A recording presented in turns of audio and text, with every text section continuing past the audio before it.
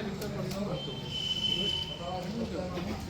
जैसे कई चीज़ें होती हैं आज की डेट में, साइबर क्राइम आपने सुना होगा कि बहुत ज़्यादा चल रहा है। पहले टाइम में और था कि साइबर क्राइम को कोई नहीं आता था।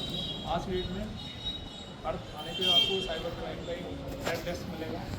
ये क्यों बनाया गया? ये बनाया गया क्योंकि इस तरीके फ्रॉड सबसे ज़्यादा हो रहे हैं।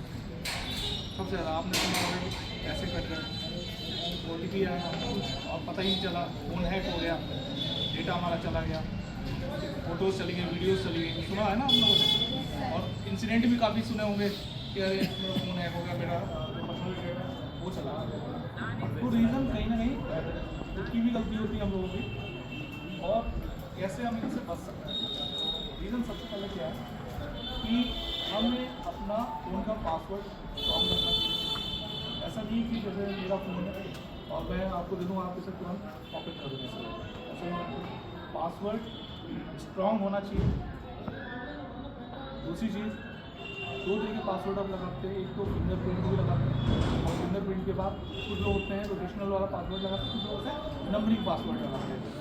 जैसा भी आपको पासवर्ड सूटेबल लगे, बट पासवर्ड कम से कम एटलीस्ट हमारा विद इन ए वीक हमें चेंज भी करना चाहिए। लेकिन नहीं ऐसा कि पासवर्ड आप लगा दिया और 6 महीने तक वही चल रहा है। कई बार होता है कि हम लोग ज़्यादा बिजी होते हैं, यार मैंने कहा ये नंबर ऑन करके देख लेना क्या मैसेज आया, तो क्या होता है हमारी इन्फॉर्मेशन दूसरे पर्सन को शेयर होता है ना। ऐसा कई बार क्या होता है कि हम अपना कौन सा डेटा जो डायरेक्टली हम अपने सिस्टम में भी लगाते हैं। जैसे व्हाट्सएप पे हमें कोई फाइल आई हमारे पास, हमने क्या किया सिस्टम से हमने व्हाट्सएप स्कैन करा और हमारा कंप्यूटर में ओपन हो जाता है, तो हम इस चीज़ को भूल जाते हैं। तो हमने फ़ोन लिया और फिर चले, पता चला हमारा जो व्हाट्सएप है वो कोई और ऑपरेट कर रहा है, उसमें कोई भी इलीगल मैसेज है या कोई ऐसा ऑथेंटिकेशन मैसेज भी डाल देता है कोई, जिससे हम लोगों को प्रॉब्लम फेस करनी पड़ती है। उसी से कोई धमकी वाला मैसेज किसी को पास कर दे तो वो किसका माना जाएगा? आपका ही व्हाट्सएप चल रहा है।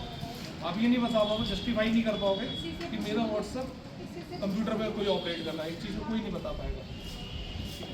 तो हमें क्या क्या करना चाहिए? सबसे पहले तो कि अगर कभी भी कोई कॉल आती है आपके पास, कोई भी कोई भी कॉल आती है, तो हमें उस कॉल के माध्यम पहले तो हमें कॉल जस्टिफाई करनी चाहिए कि कॉल आ किसकी रही है। कई बार क्या होता है हम इतने बिजी होते हैं कि हमें अगर फ्रॉड कॉल से होते हैं उसको भी हम वर्किंग शुरू कर देते हैं। ये कब होता है? जब हमें एयरबड्स लगे होते हैं कान में और हम लोग अपना काम कर रहे होते हैं, एयरबड्स में हमने ऑन करा फोन, हमने यही नहीं चेक किया कि यार वो कॉल है किसकी। वॉइस मॉर्फिंग होती है, वॉइस मॉर्फिंग में आपको पता ही नहीं चलेगा कि आपके पेरेंट्स बोल रहे हैं या कोई रिलेटिव बोल रहा है या कोई फ्रेंड बोल रहा है। सबसे ज़्यादा एक लो लेवल की एक आजकल फ्रॉड चल रहा है कि अरे मैं मेरा फ्रेंड बोल रहा हूँ, ठीक है, मैं यहाँ रहता हूँ और मेरे पापा का एक्सीडेंट हुआ है या फिर मेरे भाई हॉस्पिटल में एडमिट है और मुझे अर्जेंट 10,000 रुपये चाहिए। वो ऐसा अमाउंट आपको बताएंगे, आपको कंडीशन देखते हुए, अगर आप बिजनेस करते हो या ये करते हो या कोई प्रोफेशनल वर्क तो आप अमाउंट ज़्यादा बढ़ाएंगे। और अगर आप छोटी मोटी नौकरी कर रहे हो तो कहीं भैया ऐसा करो 5,000 रुपये भेज दो यार, होता है ना आपको सुनाओ।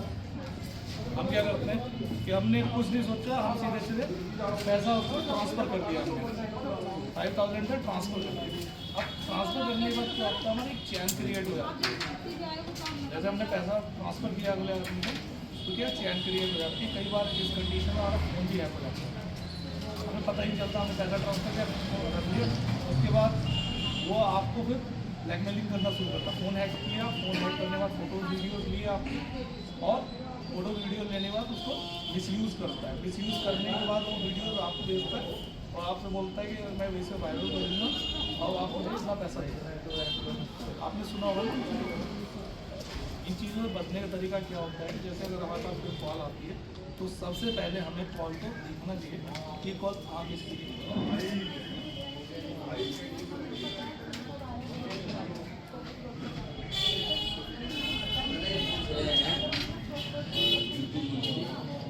तो मेंशन होता है, जैसे आप कॉल करोगे ना तो आप बाय डिफ़ॉल्ट भी आपको शो होगा फ्रॉड कॉल, रेड कलर में सिंबल आता है ना। हाँ, रेड कलर में आता है। तो हमें क्या करना चाहिए? सबसे पहले तो हमें तो उठानी नहीं चाहिए और कॉल डिस्कनेक्ट होने वाले ब्लैक लिस्ट में डाल दो, ब्लॉक कर देते ना। जैसे कॉल मेरे पास सपोज फ्रॉड कॉल्स आई, मैंने देखा फ्रॉड कॉल आ रही है, ठीक है छोड़ो कोई बात नहीं, कॉल डिस्कनेक्ट हुई, उस नंबर को ब्लॉक कर दो ताकि वो कॉल दोबारा मेरे रिपीट ना हो। ठीक है, सबसे बेटर अपॉर्चुनिटी ये होती है कि हमें कोई फ्रॉड कॉल नहीं उठानी चाहिए। दूसरी चीज़ ये है कि अगर कोई कॉल, अगर कभी ऐसा फ्रॉड हो जाता है आपके साथ, इंसिडेंट 1% हो जाता है, जैसे किसी का पैसे कट गए, तो हमें सबसे पहले फर्स्ट ऑफ ऑल ये करना चाहिए कि हमें 1930 पे कॉल करना चाहिए। नोट कर लो आप इस चीज़ को, हाँ सही है सर, हो गया। 1930 पे की कॉल करना चाहिए। क्या होता है, बाय डिफॉल्ट एक रिकॉर्डेड कॉल होती है। आप जैसे ही उसको कॉल करोगे, अब पहली बात तो थोड़ा सा समय लगता है, क्योंकि आजकल फ्रॉड इतना ज़्यादा बढ़ रहा है कि अब जो सेंटर होता है वो काफ़ी बिजी शेड्यूल होता है उसका। जैसे कॉल कनेक्ट होती है वो आपसे सारी इन्फॉर्मेशन लेते हैं पूरे टू डेट, कि क्या नाम है आपका, कि कहाँ से आप बात कर रहे हैं, कितना पैसा था आपका, अकाउंट नंबर क्या था, इस तरीके की छोटी छोटी चीज़ें, ताकि प्रॉपर इन्फॉर्मेशन जनरेट हो सके। जैसे ही 1930 पे कॉल आपकी कंप्लीट होती है, वो डेटा जो होता है हमारे पास शो होता है। उसके बाद वो फर्दर कार्रवाई हम लोग करते हैं उसमें। कोशिश ये करिएगा, कभी भी अगर फ्रॉड होता है तो हमें विदिन 24 आवर, 1 घंटे के अंदर अंदर आप कॉल रजिस्टर्ड कर दो। उससे क्या होता है, सेफ्टी ज़्यादा रहती है कि हम पैसा रिकवर करा सकें।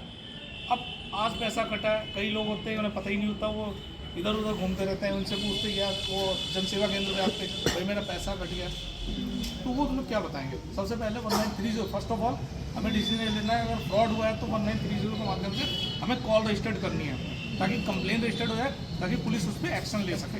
ठीक है, जब आपकी कॉल हमारे पास आई, एक कंप्लीट निकालता हूँ पूरा पूरा पॉइंट नहीं, कुछ पॉइंट हो गया, कुछ भी समझ में नहीं आया, कितनी बार ऐसी दुनिया को